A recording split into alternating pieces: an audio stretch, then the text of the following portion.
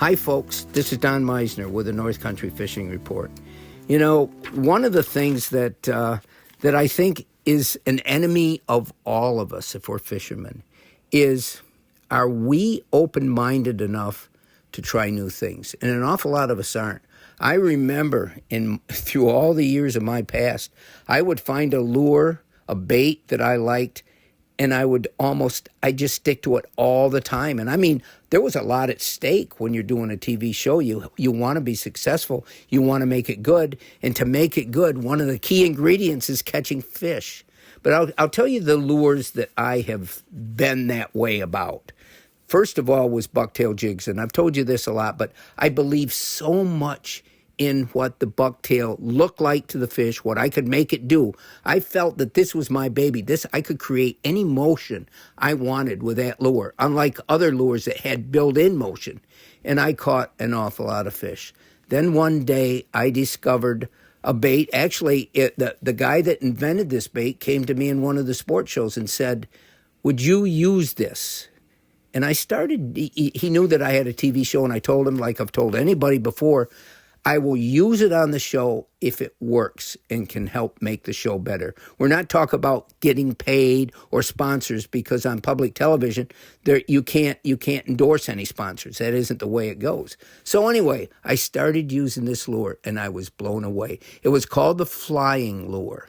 And this is going back many, many years. Some of you may have never heard about it, but it looked just like a tube jig that I've told you about lately that has become one of my favorites. But it was flat, and the jig head, or whatever you want to call it, that was inserted inside of this was flat. So what happened when it hit the water, unlike any other bait that anybody'd ever used, it went backwards. In other words, you throw it up by a dock, and it would actually glide underneath the dock on its own because of the shape and how it reacted with the water.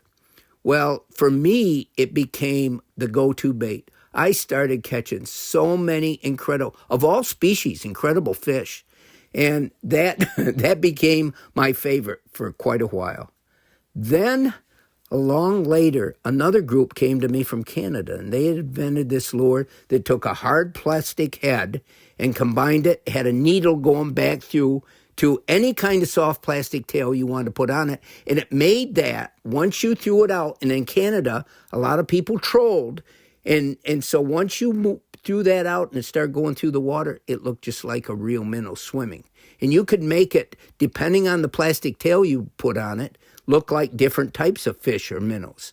So that became one of my favorites. And honestly, probably most of the biggest fish I've ever caught in my life through all my travels up in the Arctic and throughout the West and East and South and Florida and all these places were caught on that lure. It was that good, that unique, that different at the time. Now there's lots of lures that look very similarly, and they have a more modern construction. But I guess what I'm trying to say is we become one-dimensional in the way we fish. And if we're only open to trying new techniques, maybe new lures, maybe we've got this favorite color, and that's all we throw because we think each time we go out, that's what we're going to catch the fish on.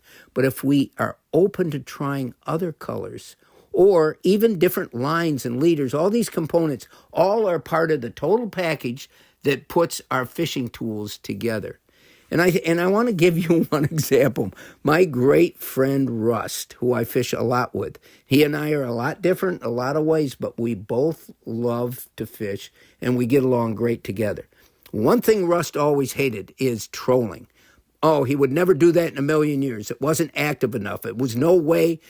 And then one day, we were out in the water, and we had to move from one place to the other, and the trolling motor was getting weak, and so we were going relatively slowly. So we had to go slow. He had no choice now. And he said, let's just throw our lures out and see what happens as we go. And lo and behold, we'd been fishing an hour or two without a strike, and within the first 50 feet, we each had a strike trolling. And after that, that's all we did the rest of the day. First time in his life, and now he sees. That's why a lot of anglers do that. And so if we open our minds up, I I know it's a tough thing for a lot of people to do. Just look at politics. But we'll leave politics behind and let's just look at fishing. And in today's world, there's so much new information out there. There's so many ways that you can learn something. And remember, if you keep your mind open, you watch, you listen, and every time you go fishing, you can learn something. Just by being, I hate to say the word patient, but let's just say the word observant. And if we observe and we store that in our minds, we can become better fishermen. Until next time, folks, this is Don Meissner with the North Country Fishing Report.